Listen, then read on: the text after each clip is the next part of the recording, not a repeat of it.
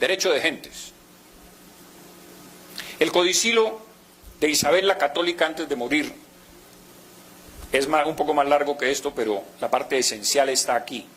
Suplico al rey mi señor, muy afectuosamente, y encargo y mando a la princesa hija y al príncipe su marido, está hablando de Juana la Loca y de Felipe el Hermoso, que no consientan ni den lugar a que los indios, vecinos y moradores de las dichas Indias, reciban agravio alguno en sus personas y bienes, sino que manden que sean bien y justamente tratados.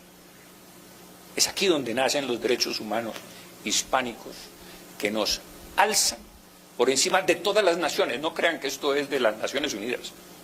Esto nació con Isabel la Católica y con las leyes de Indias. El respeto, por lo menos formal, no quiere decir que no hubiera abusos. Por supuesto que los había, pero abusos individuales. Esto no era política de la corona española.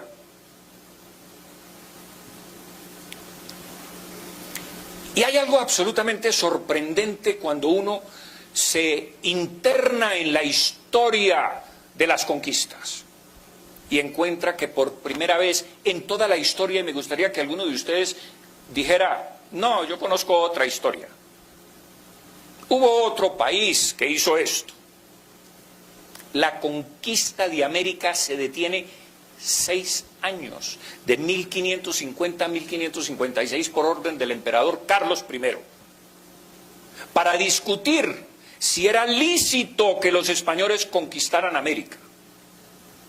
Es la primera vez que una potencia se allana a observar el derecho moral.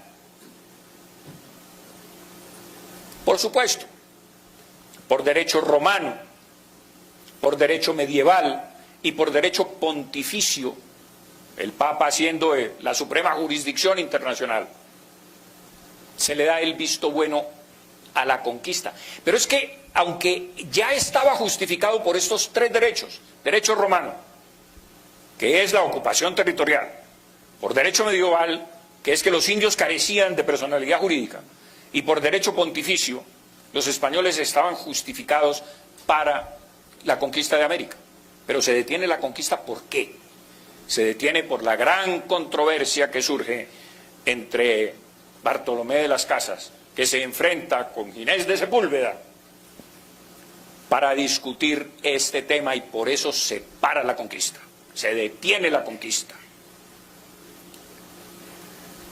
La zanja Francisco de Vitoria, padre del derecho internacional, señores. Derecho internacional no se ha inventado ahora, con las Naciones Unidas y con la Corte de la Haya.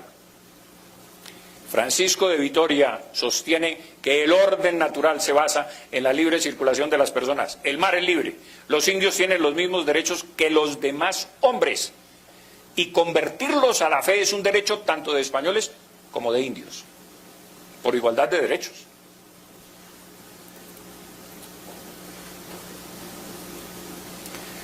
Nunca antes un pueblo se había preguntado dónde acababan los derechos propios y dónde empezaban los derechos de los demás. Nunca antes el poder se había sometido a la filosofía moral. Nunca antes los territorios conquistados se habían incorporado de pleno derecho al poder conquistador. Es decir, en América no hubo colonias en el sentido francés, holandés o inglés. En América hubo territorios de pleno derecho, que eran las capitanías generales y los virreinatos, como el virreinato de la Nueva Granada, el virreinato del Perú, el virreinato de la Nueva España y el virreinato del Mar del Plata, que era Argentina. Porque resulta que colonia, que viene del latín colonia, y colonus significa poblador, y los españoles tenían perfecta conciencia de que estos eran pobladores. Y si alguna vez se le llamó colonia a estos territorios, se les llamó en las Cortes de Cádiz en 1812 con alguien que quiso denostar de la conquista española de América. Y por primera vez se le llamó colonias. Entre otras cosas, les quiero comentar a ustedes que en Cuba, en Honduras, en Guatemala y en México, colonias se le llama a los barrios. Ustedes van a La Habana, resulta que el barrio Miramar no se llama barrio Miramar, se dice colonia Miramar. Y en España, en muchas ciudades, a los barrios se les llama colonias. Entonces lo que no se puede es, o hay que tener, mejor dicho, cuidado para saber qué era colonia para los españoles y qué era colonia para los británicos, franceses y holandeses. Para ellos eran factorías. ¿Y cómo demuestro yo eso? ¿Colonias americanas o provincias?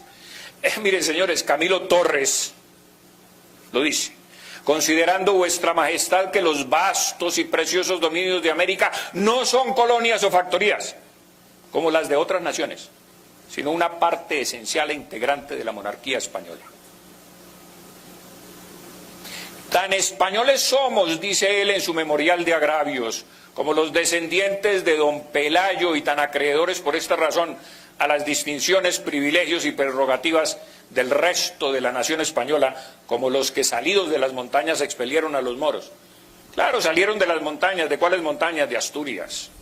Porque cuando la gente que ha estado en España un buen tiempo se da cuenta que los asturianos dicen: España es Asturias y lo demás es conquista. Porque de ahí salieron, de las montañas, para expulsar a los moros.